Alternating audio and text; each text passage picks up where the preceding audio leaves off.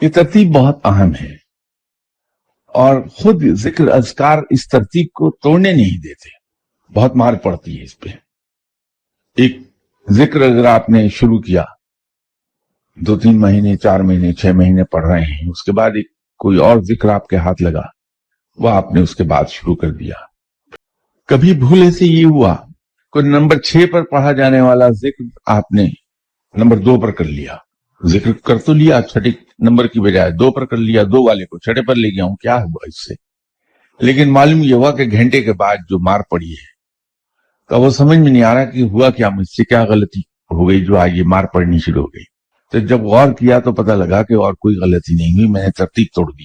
یاد رہتا ہے جس دن مار پڑتی ہے تو بغیر سوچے پتہ لگ جاتا ہے کہ ترتیب میں کہیں غلط کر گیا۔ ہم نماز میں قرآن پاک کی تلاوت کرتے ہیں، مختلف صورتوں کی، اس لیے اس میں یہ حکم ہے، گناہ تو نہیں ہے لیکن حکم یہ ہے کہ اس کی ترتیب کو برقرار رکھو۔ تو ذکر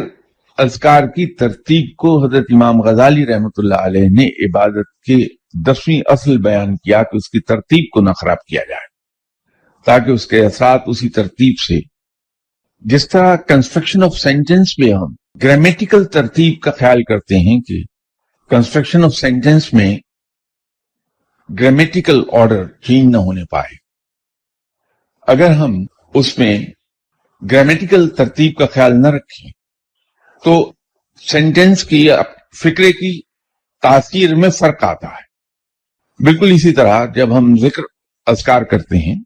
تو اگر اس آرڈر کو ہم چینج کر دیں گے تو اس کے اثرات جو اتر رہے ہیں وہ تبدیل ہونا شروع ہو جائیں گے، اور خاص طور پہ اگر ان الفاظ میں اور ہر لفظ میں حروف مقطعات میں سے ایک آدھ ضرور ہوتا ہے، تو اس کی ترتیب کا قائم رہنا بڑا ضروری ہے۔